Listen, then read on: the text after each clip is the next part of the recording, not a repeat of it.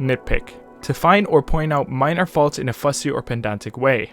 Now, as far as Clash Royale goes, I definitely have a few things to point out. None of these were big enough to make a separate video on, so I decided to pile them together in this video. Also, I have to do something with me looking so dead inside, because I swear I have feelings. I promise. Anyway, Clash Royale is one of the games I've been very dedicated to. With nearly 10,000 wins, 160,000 donations, and 4 separate accounts, I've noticed a good amount of things that are pretty annoying. Now, like I said, these are nitpicks. Clash Royale has a lot of bigger issues like clan wars, level 15 and evolutions, but that's not what this video is about.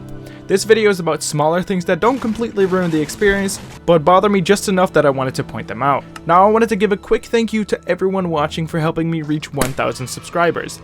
I really appreciate the support, and as promised, I'll be giving away a pass Royale for reaching this milestone. Now, all you need to do to have a chance at winning is comment #ClicksMyGoat, subscribe to the channel, and I'll have a randomizer select a winner. Now, anyway, let's move on to my nitpicks. So my first nitpick is one that only the real ones are gonna be agreeing with. Legendaries are a lot more common to receive these days, but one thing that would still make them a tiny bit more special would be getting rid of the flashing card indicating you'll get one. It takes away the surprise of seeing a legendary pop on your screen.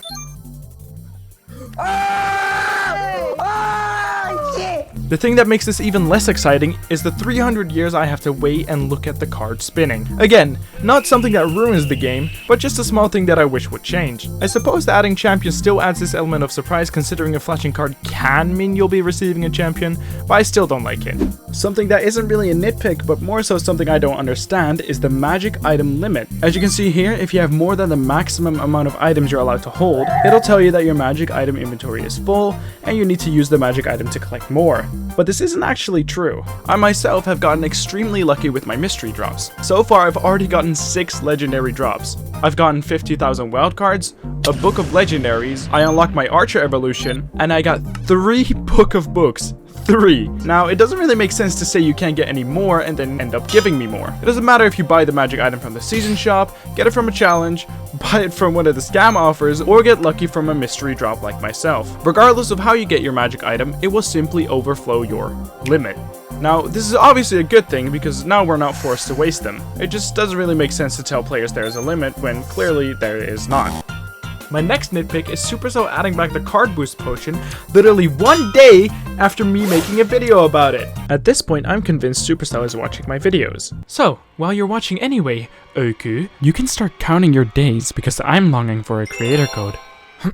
Anyway, tower troops have been added for a while now, but what I'd like to see is tower troop mastery. It's honestly a no-brainer, shout out Braindead, and would incentivize different playstyles and give us some extra rewards. You know, some gems that I could spend for only like 40 rares.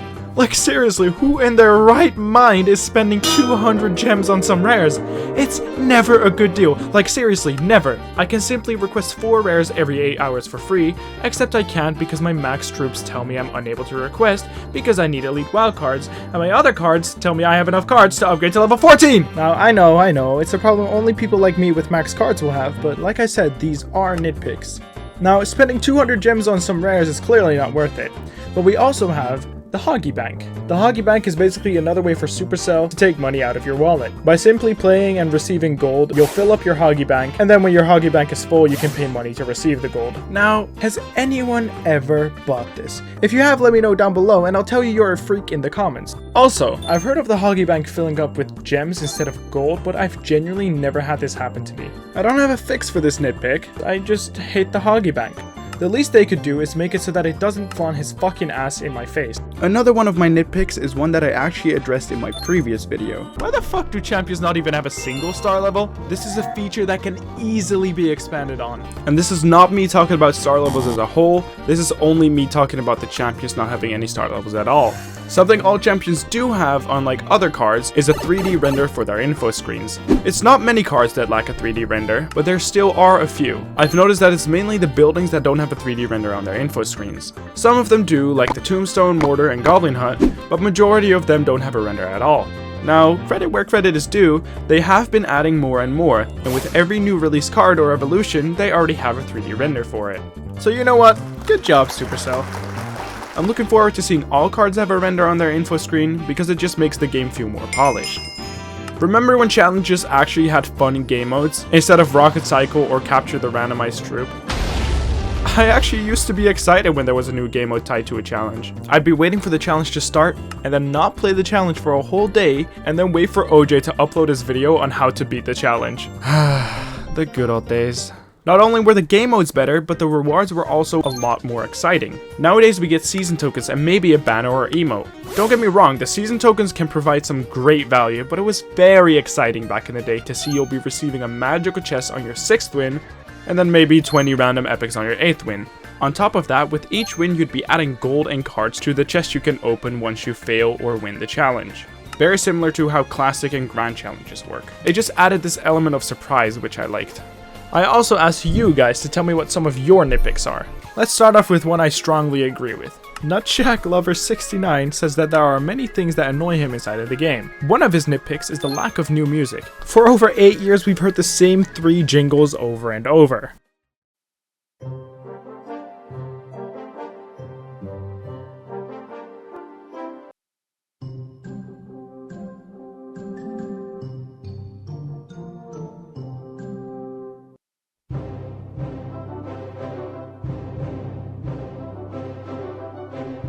The only time we got something new was with the Goblin Mommy update.